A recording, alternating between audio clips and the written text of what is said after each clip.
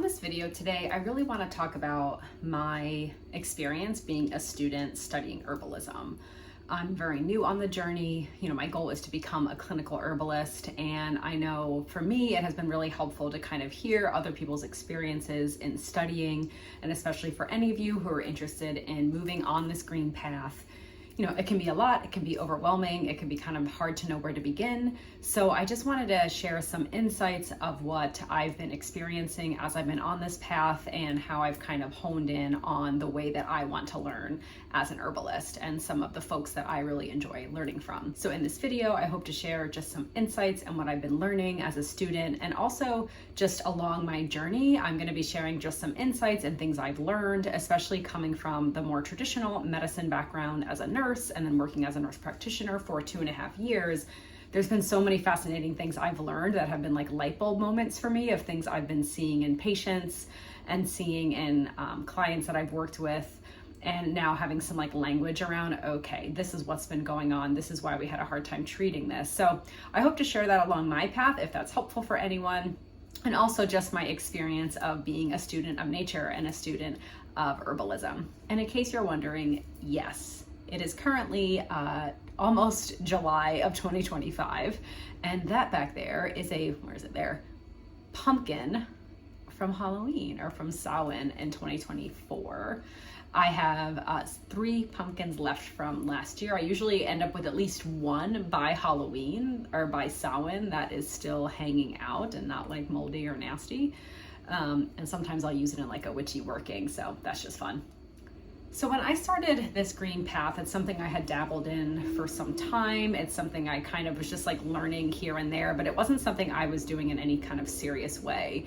And when I started getting into looking at herbalism, I really was trying to find who did I want to learn from? Who were the teachers that resonated with me? Because just like in anything else, whether you're studying something for school, whether you're studying something for a career, a spiritual path, a witchy path, anything, you have teachers from across the globe now, right, that you have access to.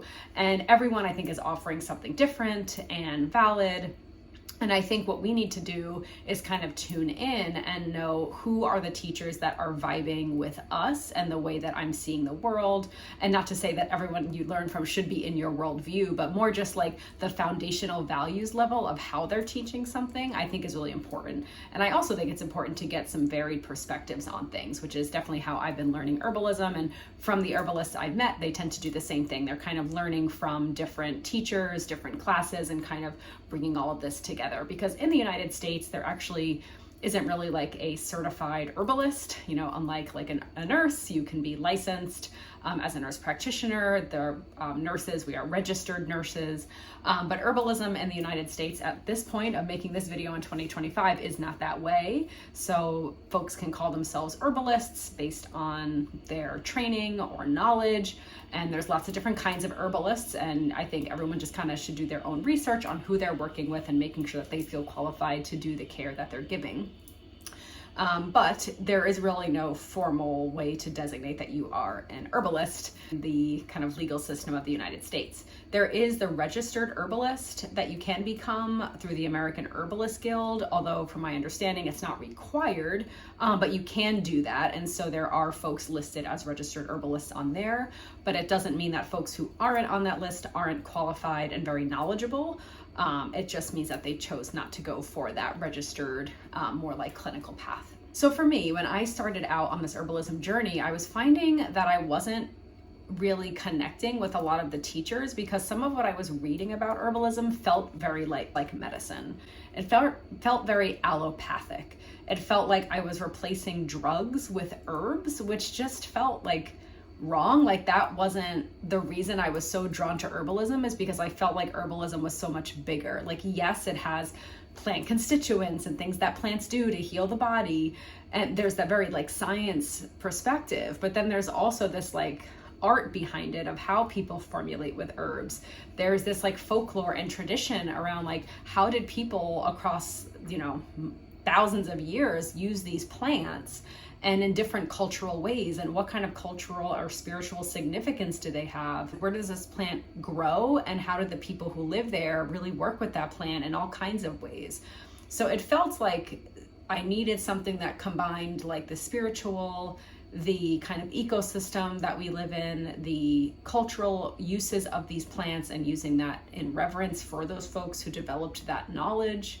It also included the science, and of course in the anatomy and physiology, but it really like married all of those things together. And so at first my studies seemed kind of slow, like it wasn't really like nourishing my soul that I thought herbalism was. And for a moment I was worried that herbalism wasn't going to be for me, that like maybe I had chosen the thing that it wasn't right, or maybe I was like misunderstanding what herbalism was. And a lot of what I'm reading of like, use this herb for this, or this herb is good for that, and it just felt like overwhelming. Like you Google what are a list of herbs for the cold or something, or for a cough, and there's like a million different herbs, and it's like, well, how do you choose? You just like pick one? And that felt like very not helpful. Again, very like allopathic, very like just take this herb for this and just replace this drug with this herb, and that didn't feel right to me.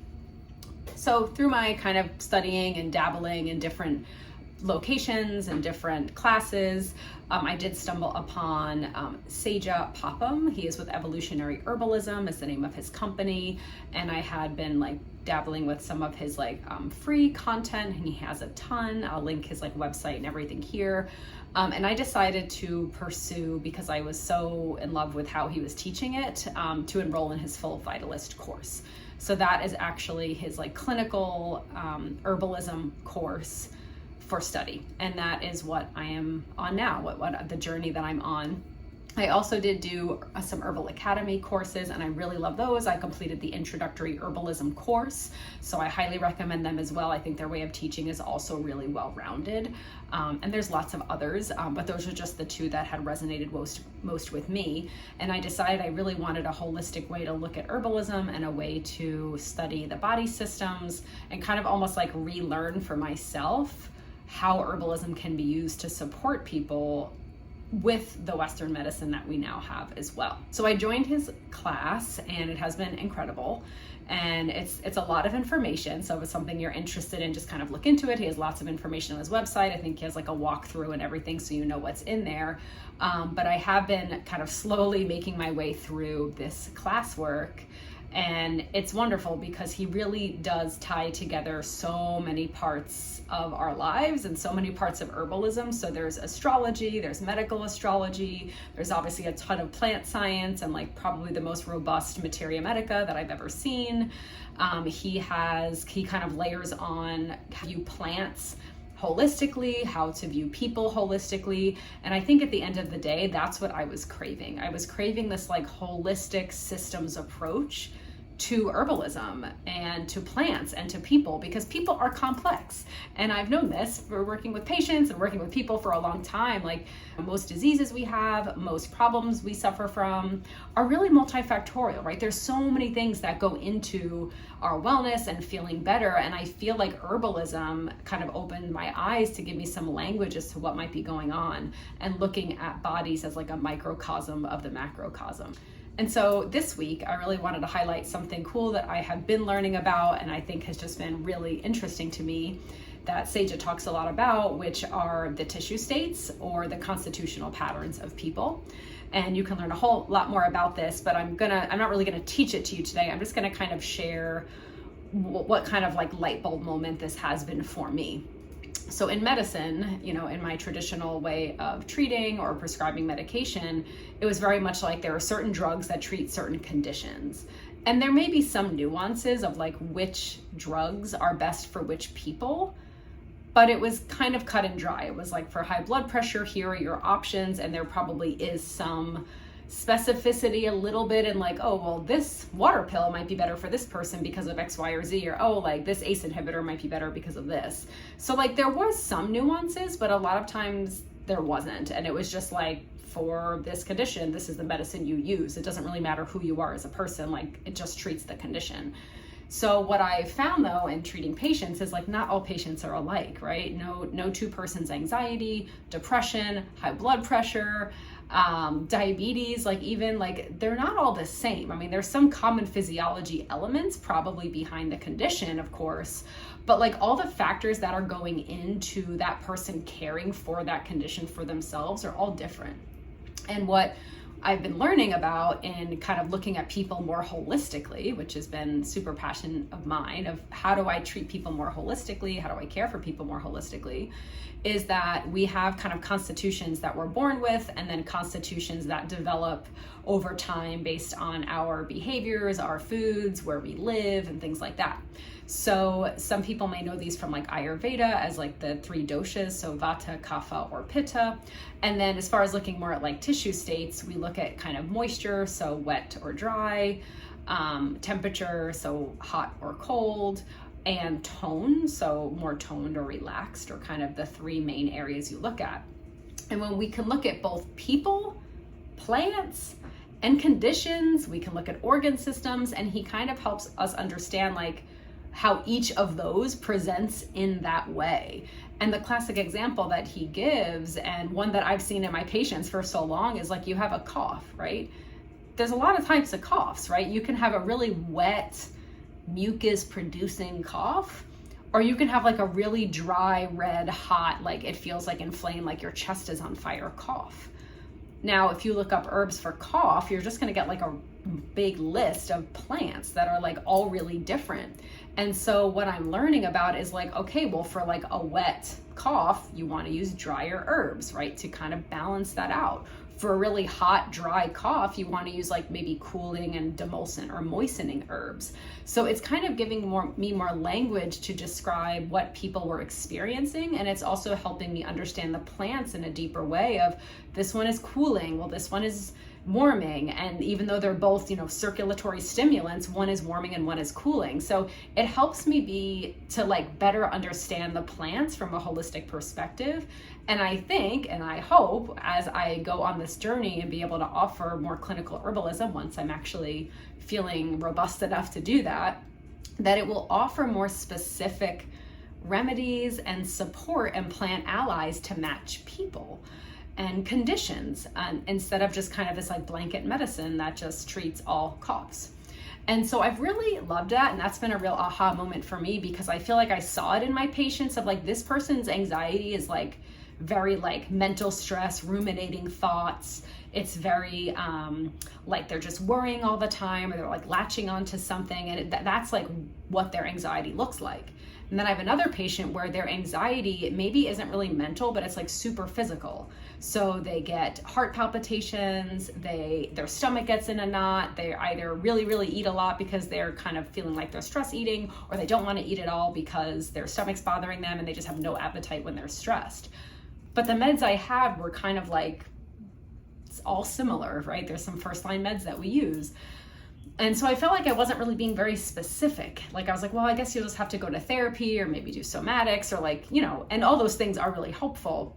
But I like always craved, like, I wish I had this thing that was like more specific to like your type of anxiety or your type of depression or your type of, stomach issues, right?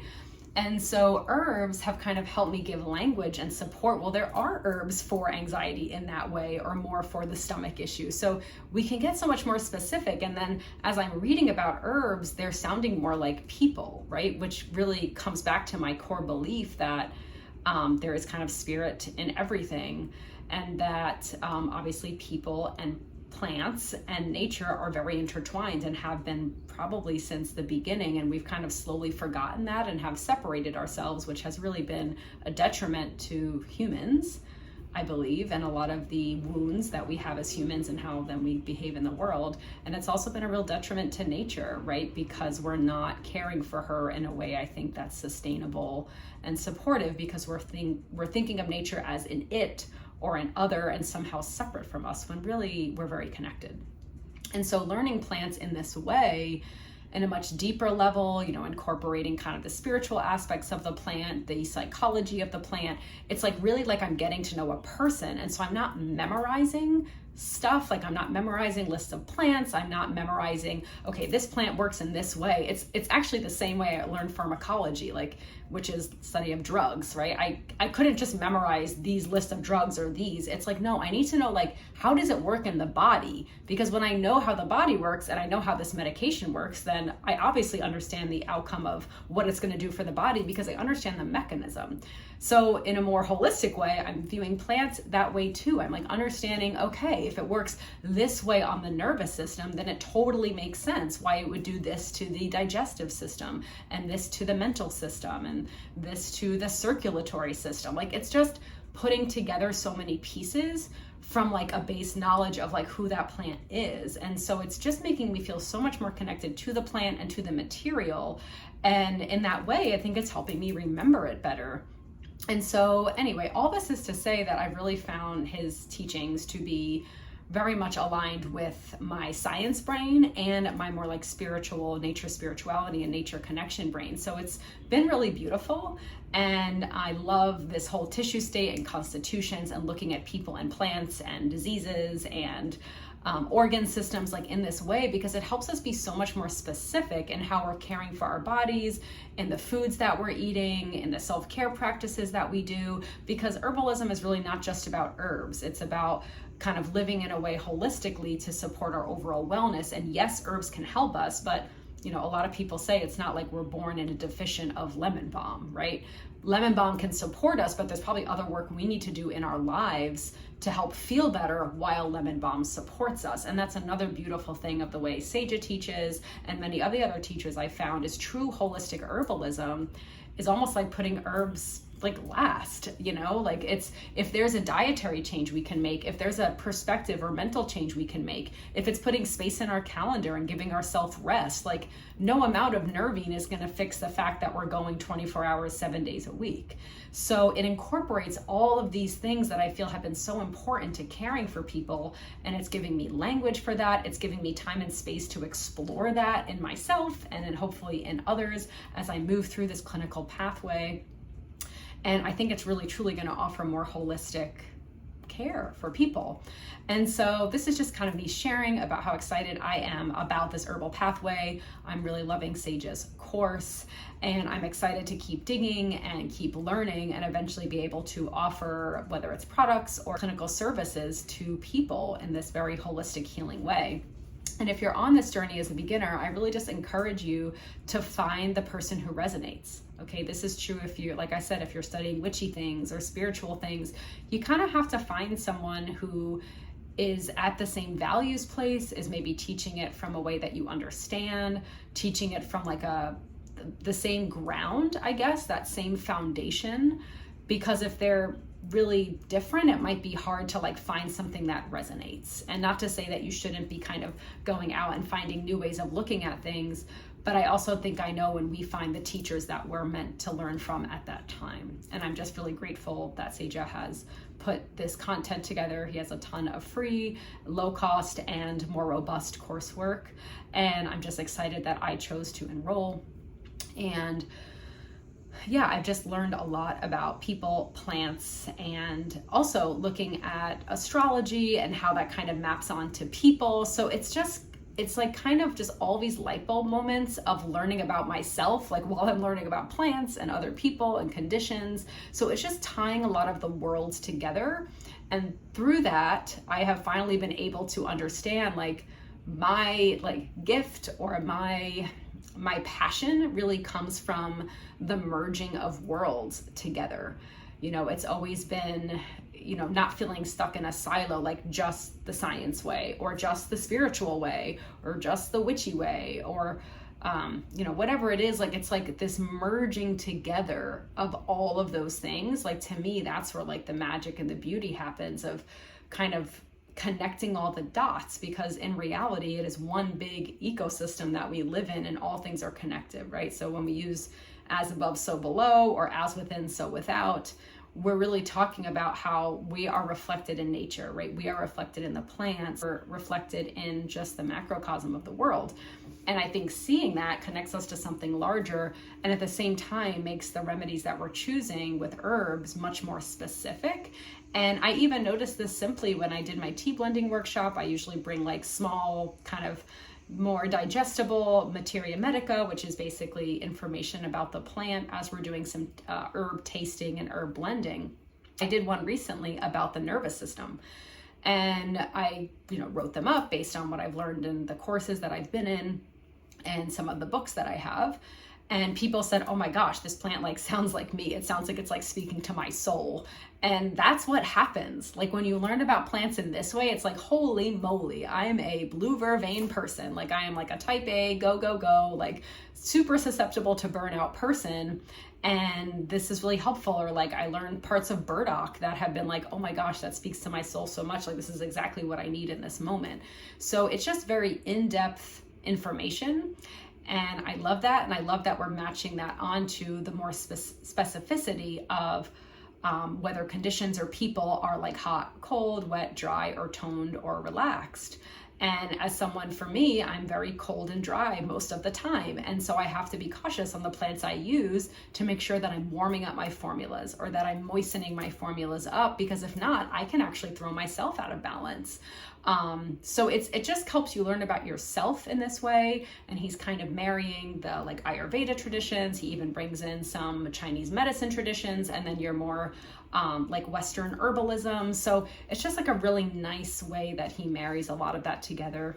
So if you're interested, I'd recommend checking out his classes. And if this doesn't sound like it resonates with you, I really encourage you to find the teacher that resonates and learn from them, and know that this doesn't have to be like a memorization thing. It doesn't have to be overwhelming. Now, there is a ton of content and there is a ton to learn in herbalism, and it's all students of nature, right? And they say this herbalism path is a never-ending path. And I think that's true in any career, right? That you're learning, like you're always learning something new, information's always changing. So I never think you're just like there. I think you get to a point that you feel ready and capable and you've had enough practice where you can support others, and you're still learning, and you're still learning from other teachers. So this is just to say, if you've been overwhelmed or hesitant to start, just start like 1 hour a week and like march ahead in the coursework. And I know we're all really busy and it can be hard to fit it in, but I will say, as someone who has been very busy, just kind of slotting it in a little bit every week and knowing it's just going to take the time it takes,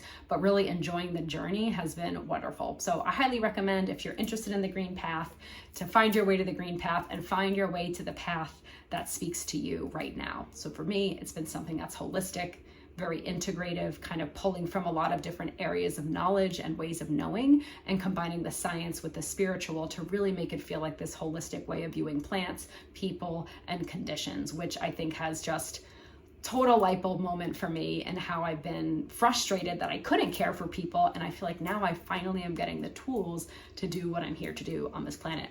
So stay tuned. I'm going to keep sharing more of what I'm learning, more of my aha moments, especially for folks like me who are maybe coming from the medical background, any kind of things I'm like, oh, like this now totally makes sense, or this is a new way to see something that we learned in NP school. So I hope to continue sharing that on this channel. If you're kind of on the herbalism path, feel free to drop a comment. Let me know what you're studying, how it's going, and how you are learning on this green path.